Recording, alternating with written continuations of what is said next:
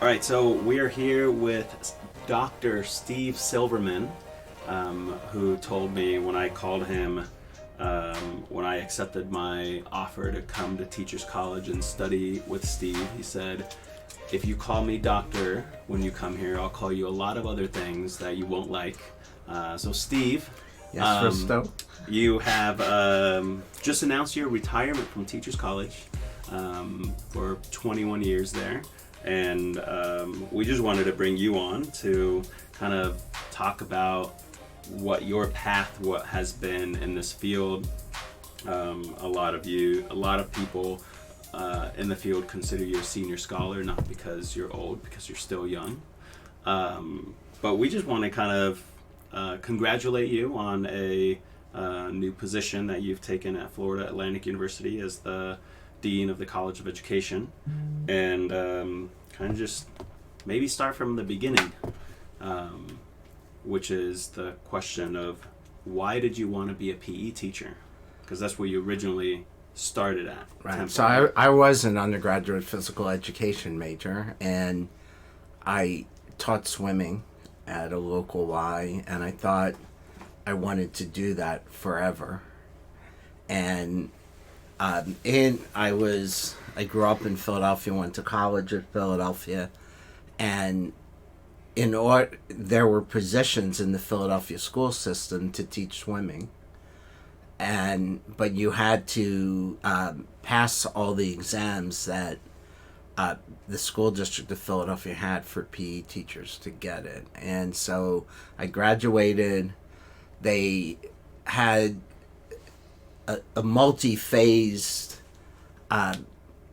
exam, and so part of it was a skills test that you had mostly gymnastics, volleyball, and basketball, and you had to do a routine on the rings and the high bar as part of that. The rings? The rings and the high bar. I was 21 It's intense. years old, so it was easier then. And I worked really hard on that because I'm not a natural gymnast, but I wanted to do it well enough to pass. They also had an interview where they scored you got points, and then you got points based on your score on the National Teachers Exam physical education portion. I taught for a short while in Philadelphia and then went to graduate school. And you went to graduate school at? I went to Washington State for my master's, and I did it for a number of reasons. My master's degree is in exercise physiology, and Did you know I that? did not know that. You're an exercise physiologist? I studied with Phil Gallnick for my master's degree. He's a very well-known. So what led you to make that shift then from PE to exercise science? Well, because it was all part of PE, really, at the time, doing that. And he only did rat research.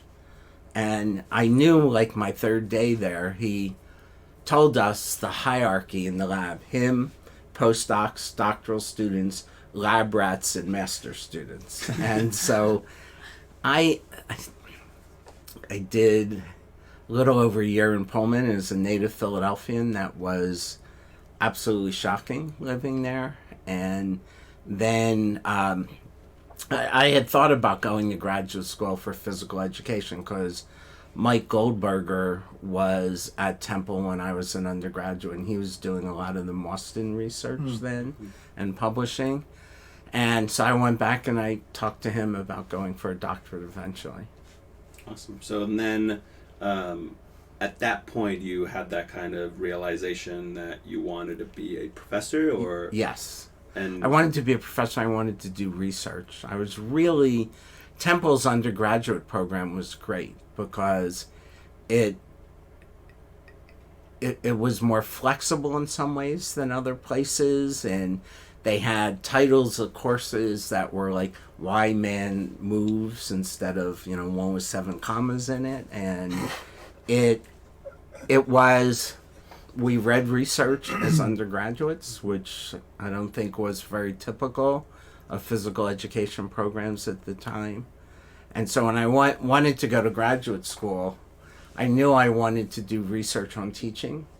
and I wanted that to be a part of what I did, probably because of Mike, what he was doing at Temple. Tom Evol was at Temple when I was an undergraduate, doing curriculum research that didn't interest me as much, and so I looked to go to graduate school. At the time, there are only 5 pedagogy doctoral programs in the whole country, and Teachers College, Te- Ohio State. Teachers College, Ohio State, Stanford with John Nixon, who retired 35 years ago or so, BU, and Temple.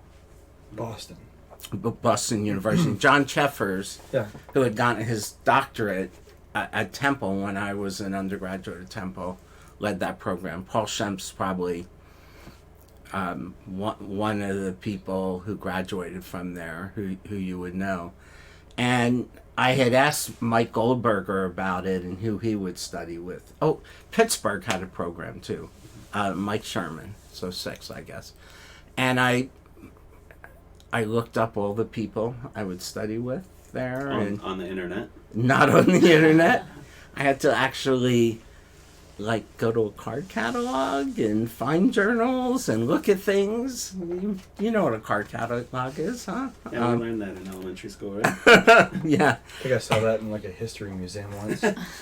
Actually, at Columbia University, they in one of the libraries, they have a history of the libraries, and that's the only card catalog on the entire Columbia campus. And so I just fell in love with how productive Larry Locke was as a scholar. He wasn't doing lots of research, but he was doing lots of writing. And I fell in love with his writing. Larry is a very, very gifted writer, and I wanted to study with him because I liked his ideas and I loved reading what he had written. And now, you joked about on the internet, now I probably would have found 10 more things I liked at that time, but then it was slogging through the library. So how was it working with Larry Locke? Oh, it was very nice. It was great, actually. Larry, Pat Dodds, George Lewis were all at UMass at the time doing that. Pat Griffin had just, my first year there, she got her doctorate from UMass and then went into the social justice program there. And we were treated like colleagues. We got our own offices, we taught classes. Everyone was on a first name. The undergraduates at UMass didn't know Larry Locke was Larry Locke. They just saw him as the guy who was the department chair there. And we worked a lot. Larry was very exacting in writing, and I think that aided my development a lot. But one of the things I learned, and Judy Plasek was also going to school at the same time, is that Larry used a red pen to correct any of your writing, that I would not leave his office without saying, why did you make this change? What were you thinking when you made this change? Because it would have been easy just to make the changes, but I want to learn anything. And we had a Pete seminar once a week during the semesters where we rotated among the houses of the graduate students and professors, and we did dinner and wine most of the time, and it was really a great time to be there. And Judy and I were treated great as graduate students. So, do you have any good stories about Larry Locke?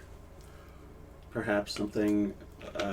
There's something about a freezer and documents. Oh, yeah. When I was doing my dissertation, and I was coding videotapes that I had done, he would take my coding sheets after I had made a copy. He would take the copy and put it into the freezer in his barn in Belchertown, Massachusetts, because his feeling was even if the barn burned down, it would be safe in the freezer, and I'd always have a copy. So it's like backing up on Dropbox. I heard Exactly. Templin used to talk about this with his dissertation too, because back then, it was literally cut and paste. Like he showed me the That's where that came from. and it was like he showed me a draft of his dissertation, and there were pieces cut out of other papers and pasted on. And he made a copy of his dissertation and kept it in a lockbox at the bank, because he knew somebody who had gotten to dissertation stage and their house burned down, and they lost the only copy of their dissertation. Exactly. Larry was like backup. So I had a backup. He had a backup.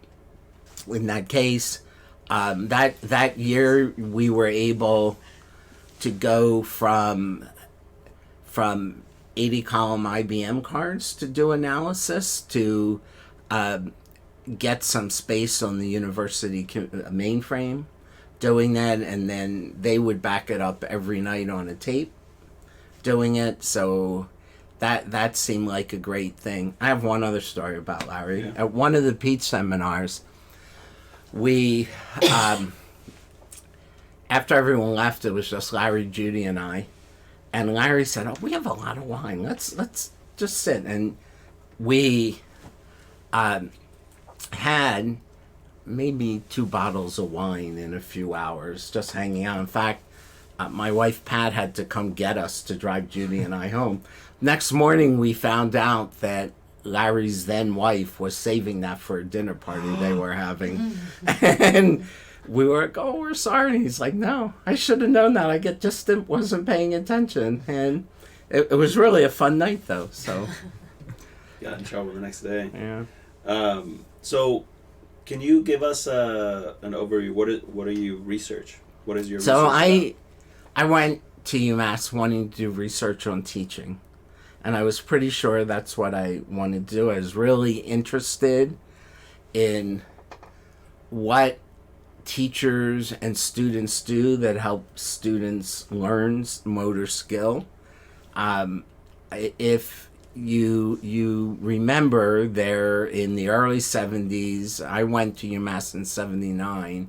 In the early 70s, Bill Anderson and a group at Teachers College had come out with what's happening in the gym, but it was very descriptive, and they had a sort of like, this is what makes kids learn, but they didn't have any data. It was just, this is what we believe, and that's what I wanted to look at. And so for my dissertation, I did it for quite a long time, where I think we now have a much, much, much better understanding of learning motor skill, doing that. And then in the mid-90s, Raj Subramanian, who was my doctoral student at Illinois at the time, he and I went to Trino's near the building we were in on the University of Illinois campus, and started talking and realized that, knowing what helps kids learn skill is only part of it. That if they don't have good attitudes, they'll never actually do it. And so that's when we started for 25 years now doing attitude research. Great.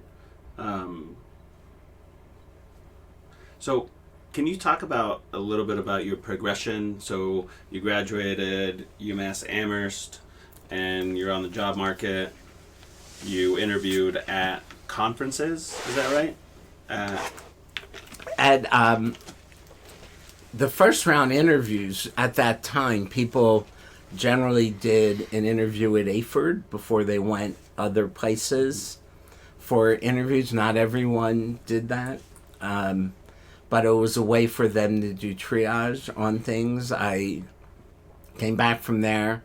AFERD was earlier in the year then. I came back from there and went on, I think it was 3 interviews.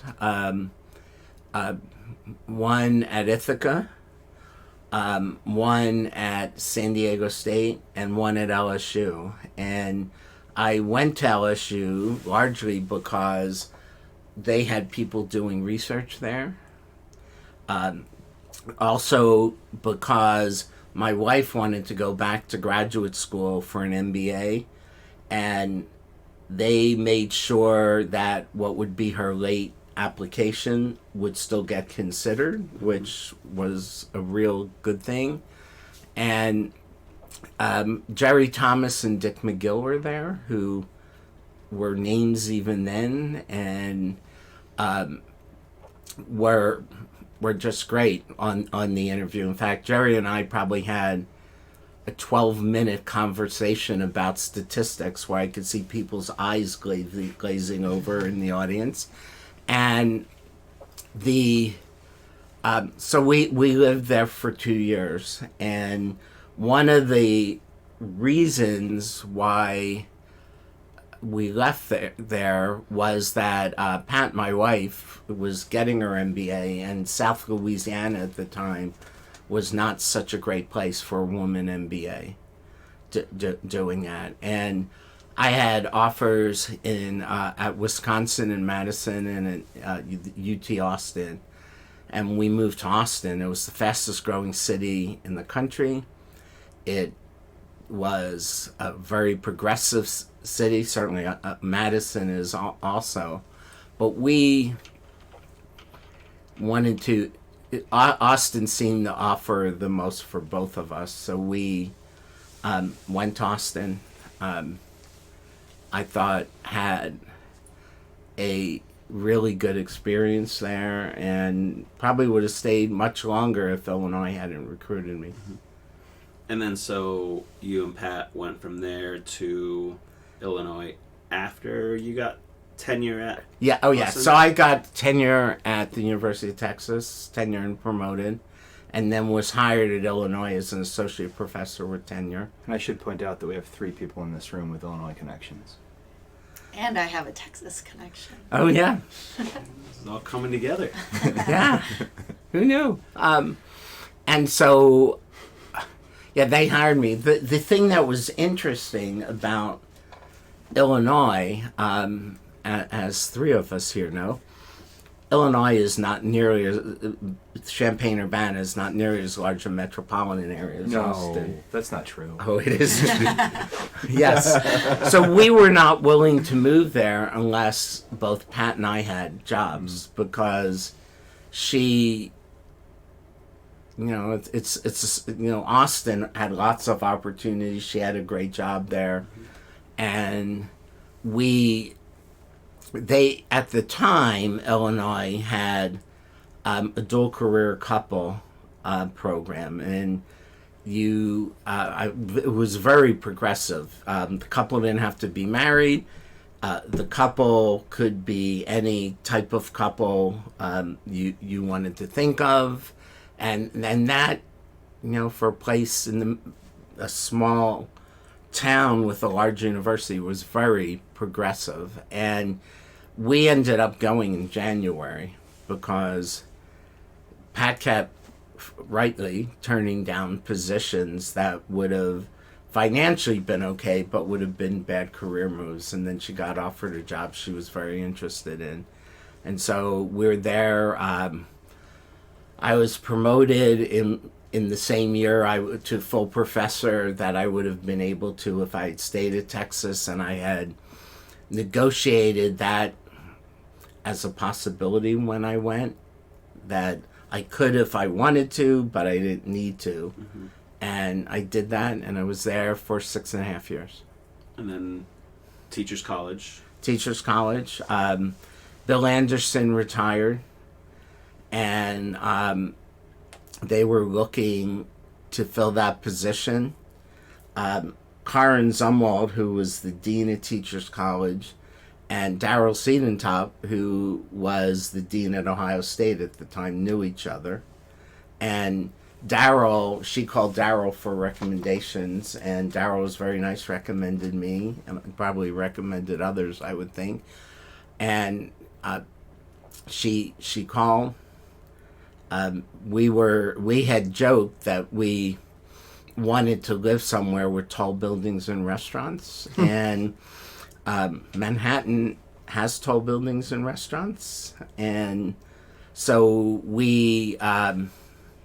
Champaign-Urbana, not so much. Well, there's one 20-story building, which would not be a tall building in Manhattan.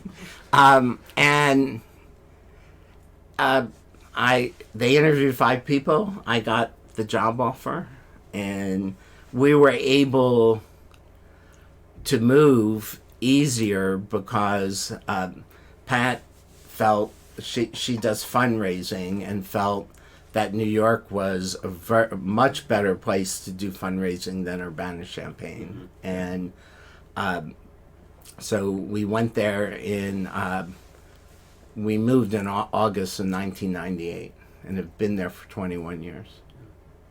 And so you just retired. And I like that when you lead with, I retired, everybody is like really shocked. Yes, because I'm not really old enough to retire. Yeah, and so why leave and go to this dean position? And what made you kind of want to go to the administration piece? And so Florida Atlantic does not have a PE program, right? It does not.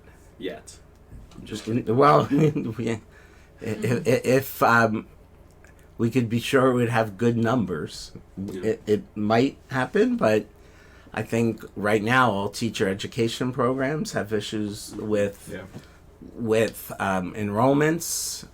Doing that, I had headhunters, search consultants, call me about jobs or send me emails, and we had decided that we would always talk it over, and that I didn't lose anything by talking to them, but we had very definite ideas of where we would want to live. So even if it was a great job somewhere where we wouldn't want to live, I wasn't really interested in it, and because I had a good job. And so this job did a lot of things I was interested in. I had talked with a search consultant a few years before, and I said, here are a bunch of things that interest me if you have a job. And then flippantly at the end, I said something like,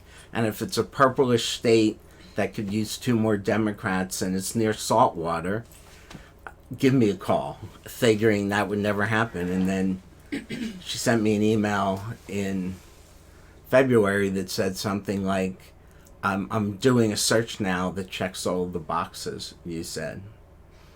Can we talk next week? And talked, I applied, got a hotel interview where the search committee did 12 people. I was very impressed with the search committee, and then I was invited back for a campus interview, and then they offered me the job. I think, I've been a professor now for 37 years, and doing scholarship and teaching, and I was a department chair for 5 years. I led a project at Teachers College, which is a quasi-administrative thing dealing with research preparation for doctoral and master's students, and I was ready for another challenge doing that, and everything just fell into place. I should say that I liked the people I met there, which made me think I like working there. And it doesn't hurt that it's next to a beach and you're an avid scuba diver. It does not hurt that it's near a beach or 10 scuba boats. Yeah. So what is your level of scuba diving? What is your... So I'm a master scuba diver trainer with Patty, so it's like a high-level instructor certification. I can teach, 12 or 14 specialty classes like deep diving, nitrox, boat diving, things like that. And I actually one summer before you came to Teachers College decided I would take a dive master course just so I won't work so much. And you had to study and do it, and then as I was volunteering for the dive shop being a dive master, I thought, I'm a trained physical educator. I can teach better than most of the instructors. So I went and did an instructor course and have taught a lot. I won't teach this summer because we're about to move. But So, what kind of advice would you give for young scholars coming up in the field, or just getting out of their doctorate degree, or early career researchers, based on what you've experienced and know in the field of physical education? there are a couple things I would do that, all as Tip O'Neill, who's Speaker of the U.S. House of Representatives, once said, all politics is local. So if people have a job, they have to think about what happens in that job. But I also think if people want to get another job, as someone said to me once, they have to do scholarship. That's what's going to allow people to move and do things, and so they shouldn't forget how important that is in keeping your job and in having opportunities, as all three of you know, to get other jobs doing it. And I think they need to plan that you can't do one project and start the next. You have to be in different phases.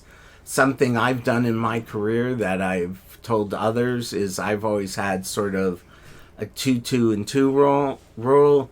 2 things in press, 2 things out for review, 2 things you're working on, so that you can have things to do for conferences and to submit like a year and a half or 2 years out doing it. And obviously the last few years, I've had a lot of doctoral students at Teachers College, and so that's made that very easy to do. And that people need to keep their eye on that prize, that doing good scholarship, and so I really, as much publishing in good journals as it is the number of publications Right. to get another job. And I think that I get requests to write tenure and promotion letters all the time, and it the number of publications seems irrelevant if they're in publications no one's ever heard of or done things. But if they have them in good journals that and that are specific to our field, good journals, and then broader journals, that's a good thing. And so I always think when I do those reviews that people in our area are in physical education. They're also in education. They're also in kinesiology, and those are the journals, if you think of that as a Venn diagram, where people should be publishing things. Oh, that's good advice. Doing it. So one other thing I think that about it is that sometimes young scholars think they have to, they're just always working and doing things, and they can have fun. And I think that you have to have a life if you're going to enjoy being a researcher. And I certainly feel like I've done that. And I think when I was in graduate school, that every Friday, Walter Kroll, who was a motor control person, and Larry Locke students would go to spar checkers in Austin. And that really helps, because you might work on Friday night if that tradition wasn't there. And I've also been fortunate throughout my adult life to be married to someone who we decompress at the end of days by having a glass of wine and just hanging out. And so I said something the last time I was in an ASEP meeting. They had done a thing looking at advice for young scholars. I was one of the people who participated. And I ended up saying in a discussion, it's not the priesthood. you're not taking a vow that that's all you're going to do. And I think we have to think about that. Yeah, I liked how you asked the question before about the memories that he had of Larry Locke. Are there any memories from your career that really stick out to you that you might want to share? I have tons of friends as a result of this career, younger or older. I mean, my book co-authors are Larry Locke and Juanine Spaduzzo, who have both retired from the books but are still a part of them. I have wonderful full memories of all that. And Juanine was my department chair and then dean at Texas. I learned a lot about mentoring young faculty members from her, because she did every semester. She did, you had to, and this one you had to print it. You couldn't highlight it on the screen. So you had to take a highlighter and do it. She wanted you to highlight what had changed since the last time. And I would be damned if I were going in there without highlights on it. And it was very motivating to me. She and I would meet. We'd go to her favorite bar off of the UT campus called the Posse that had the greasiest hamburgers in the world, and then talk about it. And she was reinforcing that. Jerry Thomas, who I've written numbers of editions of Research Methods in Physical Activity, is a very close friend. You go to conferences like this that I think hanging out with people is a lot more interesting than the sessions doing it. So we have friends in all the places we've lived and all over the country doing that. And I think that's an important part of the profession. Pat was telling me yesterday about your travel down to Florida, and she was just naming all the different people that you guys knew along the way where you're going to be stopping and staying over to break up the trip and visit. And I was like, wow, it's so nice to have friends in different cities all over the country. Yeah, and some are relatives, and depending when our stuff is getting to Florida, we'll either make it faster or slower based on that. But yeah, I think your comment about learning how to mentor, students or faculty members, I think, one of the best things that in mentorship that first of all, I know that when people talk about you behind your back, they say that you're a good mentor. Well, thanks. It's usually positive things.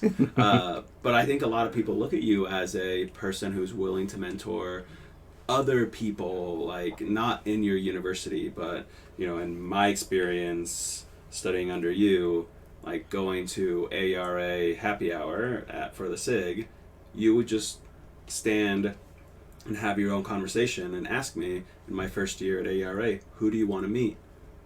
And I'm like, Pam Kalina? Oh, I know Pam. Come here, Pam was my doctoral student. And you don't know her here. And then you just drop me off at that conversation, and when that conversation ended, you'd see me somewhere and go, who else do you want to meet? And so from my very early on in my doctoral studies, I was being socialized into the field. So when I'm in my first year going to AERA as a assistant professor, I already know most of the people who are in that audience, so I'm not panicking giving that presentation. So I think that's something great. I think that's important, and it's not that hard to do. Someone earlier today talked about wanting to meet Richard Tinning, and I said, I can help you with that. Yeah. He will Skype. Richard's friendly and doing it, and would be happy to talk by Skype. Mm-hmm. But I think that's all part of the job. People did that for me. I have to say, Larry is way shyer than I am, but he thought that was his job, and we were a much, much, much smaller field when I was getting my doctorate than we are now. So was the AERA SIG 93 there when you got in? Was Oh, that no. already established? Were you part of? It so when I was in graduate school, and I think would have been 1982 when I was graduating. There were it was in Boston AERA, and I think there were 6 physical educators there. 3 of them were G.D. Plasick, Larry Locke, and myself. Bernie Oliver, John Taylor, and Darrell Siedentop were there. Few years later, it was in New Orleans. I was doing a presentation. I was living in Baton Rouge, and Darrell Siedentop called our home one night, and I was teaching late, and it was before cell phones, and I came home, and Pat said, Darrell Siedentop called and said you can call him up until this time. I thought it was like someone was doing a prank. And that year, all of us went out to dinner and went around one table, like maybe 8 or 10. And then it just started growing. And Lynn Hausner was the one who initiated it. And I want to think it was about 25, 27 years ago that happened. It was when AERA was in D.C. and they modeled it, the pre-conference thing, on the Invisible College for Research on Teaching that Jerry Brophy at Michigan State did. And I was a member of that group, and for the first year, I sort of went to that thing and then met the PE people after. And the next year we started doing the happy hour, doing it, and it became more formal but it's grown greatly since then. Yeah, I feel like that's like a really fun group and very high level research, and so. Yeah, and I also think that if people are developing research careers in physical education and they're not going to AERA, they're meeting the best chance to connect with the best researchers, young and older, in the country. So the advice from Steve Silverman is to go to AERA. Oh, clearly, I think I've missed one AERA happy hour since it started, and that's because my flight was like 5 hours late. Oh. Doing it. I find the pre-conference meetings very interesting. Yeah. Doing that. And you are also an AERA fellow, which is you and Kathy Ennis are the only 2 that have. The only 2 given physical educators who have been elected AERA fellows. Kathy tragically died a year and a half ago, but or actually 2 years ago now, and she. You have to have someone in the area to become a fellow, and I was on a committee that were educational researchers preparing guidelines sponsored by the Spencer Foundation, and the Dean Emeritus at Stanford was the fellow who sponsored me, essentially, then, and along with Pam Kalina, who helped, and so that he thought he learned a lot about physical education during that, so that helped our field then. Yeah. Awesome. Other questions? Well, thanks so much for inviting me. Yeah, thanks for sharing. Thanks for sharing, Thank you, Steve. We appreciate it. Okay, thanks.